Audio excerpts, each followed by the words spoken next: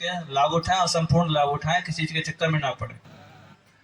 मेरा आपसे अनुरोध रहेगा कि इस योजना किताब को पढ़ने के बाद यदि आपको लगता है कि आप किसी योजना के लिए पात्रता रखते हैं और आप इस योजना से वंचित हैं, तो इस किताब में अंकित कार्यालय अधिकारी के पास डायरेक्ट जाकर संपर्क करें, किसी अन्य व्यक्ति से संपर्क न करें।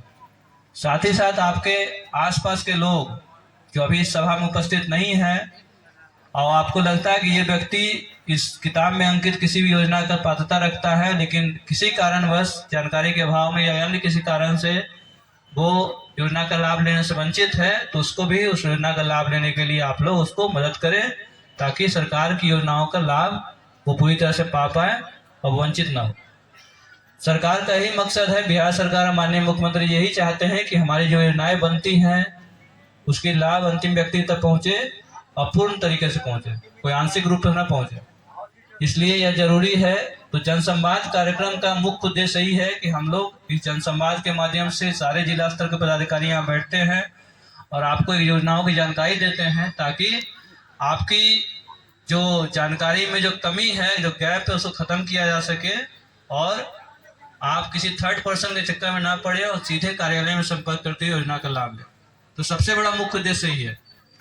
दूसरा मुख्य उद्देश्य है जो हम लोग जनसंवाद में आप लोग को बताते हैं, सरकार की जितनी भी योजनाएं होती है, बिहार सरकार योजना बनाती है, वो योजना बनाती है, लाभार्थी आप लोग होते हैं, लेकिन योजना जो आधारित होती है अगर जन सरोकार पर आधारित ना हो तो योजना फेल होना निश्चित है। इसलिए सरकार समझती है या महसूस करती है कि जन आकांक्षाओं पर आधारित जो योजनाएं होती हैं, अगर वो इम्प्लीमेंट किया जाए जमीनी स्तर पे तो उसकी सफल होने की संभावना ज़्यादा होती है। इसलिए सरकार चाहती है कि जनसंवाद के माध्यम से आप लोगों से फीडबैक लिया जाए, ताकि आपके फायदे के लिए जो सरकार की योजनाएं चल रही हैं उसके अलावा और किस योजना की आवश्यकता है उसका आकलन किया जा सके, और आप लोग के फीडबैक के आधार पर दस्तावेजीकरण करके हम लोग सरकार को भेजें, ताकि सरकार उस पर नीतिगत निर्णय लिया जाए ले और कुछ नई योजनाओं को याद करे। बहुत सारी योजनाएं चलती हैं, अभी कितनी सारी योजनाओं के बारे में बताया गया। बहुत सारी योजनाएं बहुत सफल रहती तरीके से इम्प्लीमेंट होती है, बहुत सारी योजनाएं उतना सफल नहीं रहता इतना हम लोग आकलन करते हैं। तो उसकी भी समीक्षा हम लोग करते हैं और प्रयास करते हैं कि योजना धरातल पे अच्छे से काम करे, ताकि उसकी समुचित लाभ लोगों को मिले। जन आकांक्षा पर आधारित जो योजना होती है उसके संबंध में हम बताना चाहते हैं। जैसे मुख्यमंत्री स्ट्रीट लाइट योजना हुई, यह योजना जो है प्रत्येक वार्ड के में 10 स्ट्रीट लाइट लगाने की योजना है, और इस पंचायत में इस पूरे जिला में 174 पंचायत है और पूरे 74 पंचायत में 2400 वार्ड है और करीब 25,000 योजनाएं स्ट्रीट लाइट लगाई जाएगी। हम लोग यह महसूस किए कि ग्रामीण स्तर पे, शहरी स्तर पे तो वहाँ स्ट्रीट लाइट रहता है, रात में जगमगाहट रहता है, इवन कि प्रखंड मुख्यालय में भी रहता है, जिला मुख्यालय में तो रहता ही रहता है, लेकिन ग्रामीण स्तर पे, वार्ड स्तर पे रात में अंधेरा हो जाता है। अंधेरे का फायदा उठा के लोग असामयिक तक बहुत सारे गलत घटनाएं कर देते हैं। तो सरकार को यह महसूस हुआ कि नहीं, ग्रामीण क्षेत्र में भी वार्ड स्तर पे भी लाइट लगना चाहिए, ताकि वहाँ भी जगमग रहे रात में और कोई असामयिक तत्व कोई अप्रिय घटना ना कर पाए। इसलिए सरकार ने जन आकांक्षाओं को महसूस किया और मुख्यमंत्री सोलर स्ट्रीट लाइट योजना का इजाद किया गया, नीति बनाई गई और हर एक वार्ड में 10 स्ट्रीट लाइट लगाने की योजना बनाई गई। अब स्ट्रीट लाइट है तो उसका बिजली बिल आएगा, लेकिन सबसे बड़ा ऊर्जा जो हमारे पास उपलब्ध है वो सौर ऊर्जा है। इसलिए सोलर स्ट्रीट लाइट लगाने का योजना बनाया गया, ताकि लोगों को फायदा भी मिले और साथ ही साथ बिजली बिल का कोई दिक्कत भी ना हो और किसी को भुगतान करने की आवश्यकता ना हो। तो कहने का मतलब ये जन आकांक्षाओं पर आधारित योजना है। इस पंचायत में भी, इस प्रखंड में भी यह योजना काम हमें लगता है कि इससे पहले शुरू हो गया है, और इस मंथ के एंड में या फिर दिवाली से पहले सभी पंचायतों के 4 वार्ड में 40 लाइट लग जाएगा। फिर अगले वित्तीय वर्ष में 4 वार्ड का लगेगा, नेक्स्ट वित्तीय वर्ष में हम लोग सभी वार्डों में लगवा देंगे। तो आप देखेंगे कि इसका कितना फायदा मिलेगा। दूसरी योजना हम बताना चाहते हैं कि सरकार द्वारा मुख्यमंत्री संबल योजना के तहत, दिव्यांग सशक्तिकरण योजना के तहत बैटरी चालित रिक्शा दी जाती है। आप देखेंगे कि जिस चीज़ को बैटरी चालित रिक्शा ही जिले में मिला है उसका इमीडिएट लाभ उसको मिला है। सरकार महसूस करती थी कि जो विकलांग लोग होते हैं, दिव्यांग लोग होते हैं, जो पैर से दिव्यांग होते हैं लेकिन चल नहीं पाते हैं, लेकिन दिव्यांग लोग को भी अपने जीवन यापन करने के लिए कुछ काम करना पड़ता है। तो जो जीवन यापन के लिए कुछ काम करते हैं, अपने घर से दूर जाना पड़ता है, कुछ विद्यार्थी होते हैं उनको विद्या अर्जन करना रहता है, दूर जाना रहता है अपने घर से, तो उनको हैंड्स चालीस रिक्शा चलाने में बड़ा दिक्कत होता है, हाथ दर्द हो जाता है, पैर दर्द हो जाता है। तो सरकार ने महसूस किया नहीं, जनता को ये चाहिए बैटरी चालित रिक्शा उन लोगों के लिए जो अपने घर से निकल के जीवन यापन के लिए, विद्या अर्जन के लिए बाहर जाते हैं। तो ऐसे लोगों के लिए ये योजना लाई गई है। और आपको पता जानने की बड़ी खुशी हो कि हम लोग 400-500 ट्राईसाइकिल बांट चुके हैं। परसों भी हमने 72 लोगों का सैंक्शन किया है, जो कि आगे 15-20 दिन में हम लोग बांटेंगे। इस योजना से जिसको भी लाभ मिला वो काफी खुश है और काफी कारगर योजना है। जन आकांक्षाओं पर आधारित योजना ये आधारित है, इसलिए सफल हो रहा है। हम लोग आप लोग के माध्यम से फीडबैक भी लेते हैं। ये मेरा 11वां जनसंवाद है। कुछ फीडबैक पिछले जनसंवाद के कार्यक्रम में लोगों की तरफ से प्राप्त हुए थे, यहाँ से फीडबैक प्राप्त हो गया। डॉक्टर साहब भी हमको देंगे, इनको भी हम संकलन कर सरकार को भेजेंगे। 2-4 फीडबैक है जो हम आपको बताना चाहते हैं क्या है। पहले तो मैंने बताया कि जन आकांक्षाओं पर आधारित योजना कैसी होती है, किस तरह आकांक्षाएं पढ़ाई योजना का निर्माण किया जाता है, फिर उसको ग्राउंड पर उतारा जाता है। दूसरा जो फीडबैक आपका है, जैसे मुख्यमंत्री वृद्धावस्था योजना, मुख्यमंत्री चिकित्सा सहायता योजना, मुख्यमंत्री कन्या उत्थान योजना, ऑलमोस्ट सभी तरह की योजनाएं जिसमें कि राशि दी जाती है, धनराशि दी जाती है, ऑलमोस्ट सभी जनसंवाद में फीडबैक आया है कि योजना का राशि कम है, इसको बढ़ाने की आवश्यकता है। वृद्धावस्था योजना में 400 रुपये मिलता है, अब तो आपको खाते में 3 महीने पे अंतराल मिल जाता है, लेकिन योजना को बढ़ाने की आवश्यकता है। ये फीडबैक आप लोगों की तरफ से आया है। मुख्यमंत्री चिकित्सा सहायता योजना के बारे में बताया गया। 14 असाध्य रोगों के लिए विभिन्न तरह के लाभ मिलता है, राशि मिलती है रोग के इलाज के लिए। उसमें भी एक जनसंवाद में लोगों ने बताया कि इसमें योजना की राशि बढ़ाने की आवश्यकता है। वो जनसंवाद में मुझे बहुत खुशी है कि योजना के बारे में बहुत लोगों को जानकारी नहीं होता है। उसमें एक मुख्य है डायल 112। यह ERSS emergency response support system के तहत, ERSS जिसे कहते हैं, उसके तहत यह योजना चलती है। डायल 112 में 5 गाड़ियां सुपौल जिला को अभी वर्तमान में प्रथम चरण में मिला है और यह विभिन्न क्षेत्रों, थाना क्षेत्रों में है। यदि कोई व्यक्ति आपत्ति में है, कोई घटना दुर्घटना हो जाए, वह 112 डायल करे। यह मुख्यालय से गाइड होता है और गाड़ी आपको 20 मिनट के अंदर पहुंच जाएगी। यो तो मानक 20 मिनट का है, लेकिन सुपौल जिला में यह 13 मिनट के अंदर 112 की गाड़ी आप तक पहुंच जाएगी। यह सेवा थाना में जो वाहन उपलब्ध है, बल उपलब्ध है, उसके अतिरिक्त है। मतलब यह उसके अतिरिक्त 112 की सेवा प्रदान की जा रही है, जो कि तीनों पालियों में सेवा करती है। इसमें पदाधिकारी, बल और ड्राइवर है और यह 24 घंटे आपके सेवा में है। तो यह गाड़ी पहुंचती है और इसका उपलब्धि भी बहुत अच्छा है। अभी तक इस साल करीब 12,900 मामले संज्ञान में आए हैं डायल 112 के तहत, जिसमें से 11,800 मामलों का समाधान 13 मिनट के अंदर हो गया है और शेष मामले हैं जो वे सीमावर्ती जिलों के हैं। इसके अतिरिक्त अभी आजकल महिला सशक्तिकरण पर काफी बल दिया जा रहा है। काफी महिलाएं घर से बाहर निकल के विकास के कार्य में भागीदार होती हैं। उनसे संबंधित यदि कोई समस्या होती है तो उसका समाधान करने के लिए थानों में महिला हेल्प डेस्क बनाया गया है। अभी 14 थानों में महिला हेल्प डेस्क बनाया गया है, जिसमें महिला पदाधिकारी, महिला कर्मी, महिला मुंशी सब रहते हैं।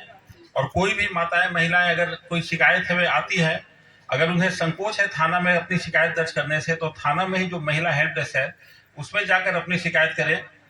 समाधान उसी तरह से होगा जैसे आप थाने में शिकायत कीजिएगा। और इसके तहत भी अभी काफी मामलों को हम लोगों ने समाधान किया है। वर्ष 2023 में 752 मामले संज्ञान में आए हैं महिला हेल्प डेस्क के माध्यम से, जिनका समाधान किया गया है। इसके अलावा थाना को त्वरित गति से कार्रवाई करने के लिए एक थाना मैनेजर का पद सृजित किया गया है तथा सभी थानों में पदस्थापन भी किया गया है। थाना मैनेजर का कार्य है कि थाना के संचालन में जो भी आवश्यकताएं होती है, गाड़ी में तेल हमेशा भरा हुआ रहे, थाना में कागज, कलम, स्याही आदि रहे, थाना में गश्ती जिस समय निकलता है, गश्ती पदाधिकारी और बल को थाना मैनेजर समय से गश्ती पर निकाल देते हैं। तो जो भी अतिरिक्त कार्य जो पहले थानाध्यक्ष या थाना मुंशी देखा करते थे, वह थाना मैनेजर का काम है। और थाना मैनेजर के प्रतिनियुक्ति के बाद से सही समय पर गश्ती निकलती है, सही समय पर पदाधिकारी ड्यूटी पर जाते हैं और जो भी इंफ्रास्ट्रक्चर थाना में है सब व्यवस्थित तरीके से रहता है। ऑपरेशन मुस्कान एक और नया पहल किया गया है। लोगों का मोबाइल गुम हो जाता है, घटनाओं में यह चला जाता है, चोरी हो जाती है, तो इसमें हम लोग वैज्ञानिक पद्धति से अनुसंधान करके मोबाइल को बरामद करते हैं और उसके स्वामी को हम लोग वापस सुपुर्द करते हैं। इस साल अभी तक 177 लोगों को हम लोग खोया हुआ मोबाइल वापस किए हैं। आजकल मोबाइल इंटरनेट का जमाना है, सभी लोग मोबाइल का इस्तेमाल करते हैं और अनजाने में ठगी के शिकार हो जाते हैं। कोई ओटीपी आता है, ओटीपी दे देते हैं, उनके खाते से 30,000, 50,000, लाख, 2 लाख पैसा निकल जाता है। महिलाएं बहनें हैं, उनका फोटो लोग गलत तरीके से वायरल कर देता है और भी अन्य प्रकार से ठगने का कार्य करता है। इस समस्या को रोकने के लिए एक साइबर थाना का गठन सुपौल जिला में हुआ है, सभी जिलों में हुआ है। सुपौल जिला मुख्यालय में भी है, इसमें सुपौल थाना में है। और यह थाना जैसे महिला थाना, अनुसूचित जाति जनजाति थाना है, उसी तरह से साइबर थाना का भी कार्य क्षेत्र संपूर्ण जिला है। और आपको जानकर खुशी होगी कि इसमें जो पदाधिकारी पदस्थापित किए गए हैं वे पुलिस निरीक्षक कोटि के पदाधिकारी हैं। अब मैं डॉक्टर जेवी सिंह से निवेदन करूंगा कि एडीएम साहब को अंग वस्त्र से सम्मान प्रदान करेंगे। तालियों से स्वागत करें।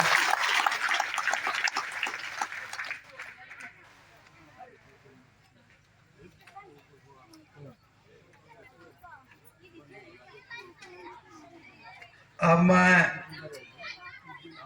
माननीय सभी अतिथिगण के सम्मान में डॉक्टर प्रेमलता सिंह के द्वारा समर्पित अभिनंदन पत्र जो बहुत ही स्नेह से तैयार की थी, जो सभी माननीय का स्वागत करेंगे, लेकिन कुछ शारीरिक का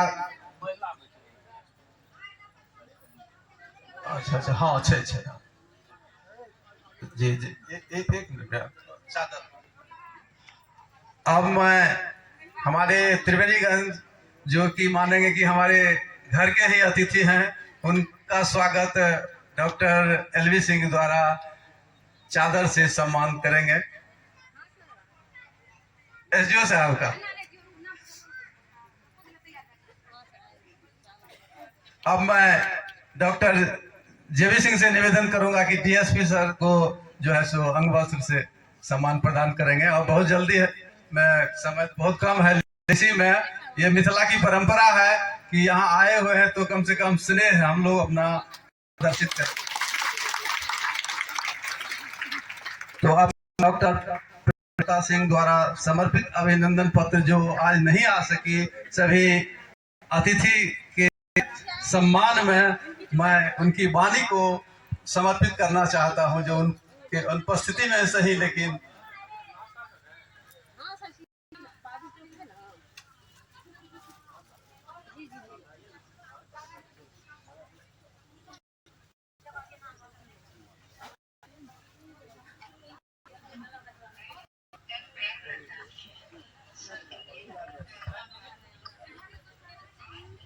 हेलो।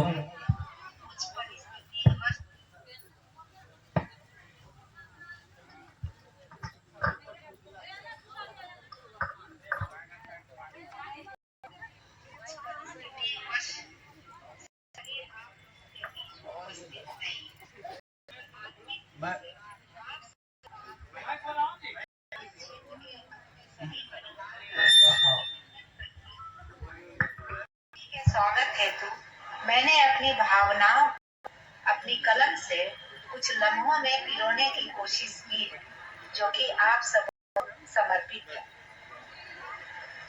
आप सबों के आने की खबर से गूंज उठा बाजितपुर का ये परिसर। आप सबके आने की खबर से गूंज उठा बाजितपुर का ये परिसर। आपके द्वारा किए गए विकास से सुवासित हो गई सुपौल की ये धरती। फूलों की कोमल पंखुड़ियां बिखरी है अभिनंदन में, भावनाओं के दीप जलाते दीप जलाते कुमकुम चंदन स्वागत में। संघर्षों की पगडंडी पर जीवन के कोलाहल में विश्वास न टूटे साथ न छूटे, जीवन की इस हलचल में। और अंत में सच कहूं, पल पल आस लगाए बैठे थे जिस पल के लिए, वो पल तो मिला पर मैं अनुपस्थित हूँ। मेरी जगह मेरे सहचर आपके साथ, तो क्यों न जीऊं इस पल को हम हर पल के लिए। धन्यवाद। जय भारत, जय बिहार। तो भी जो उपस्थित नहीं है, डॉक्टर प्रेमलता सिंह के द्वारा समर्पित अभिनंदन के बाद अब मैं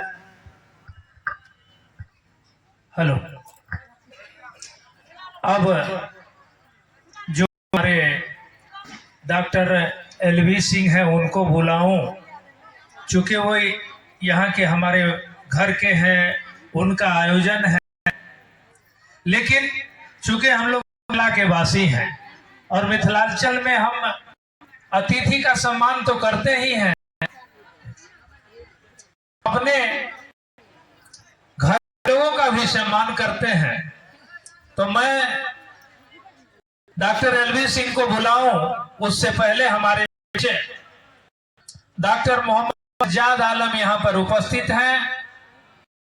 उनके द्वारा डॉक्टर एलवी सिंह को बुके और चादर देकर के सम्मानित करते हुए डॉक्टर सज्जाद आलम से अनुरोध होगा और तालियों की गड़गड़ाहट होनी चाहिए, हम लोग के लिए बहुत गौरव। मंच पर उपस्थित महावीर कैंसर संस्थान के अधीक्षक डॉक्टर एलवी सिंह सर, उपस्थित जिला के पुलिस अधीक्षक महोदय, जिले के तमाम जिला स्तरीय पदाधिकारीगण, अनुमंडल स्तरीय पदाधिकारीगण, प्रखंड स्तरीय पदाधिकारीगण, इस पंचायत के सभी सम्मानित जनप्रतिनिधिगण जो यहाँ उपस्थित हैं, इस सभा में उपस्थित सभी इस पंचायत के सभी गणमान्य जनतागण, देवियों सज्जनों, माताओं बहनों, मीडिया बंधुओं, आपका हम हार्दिक स्वागत अभिनंदन करते हैं।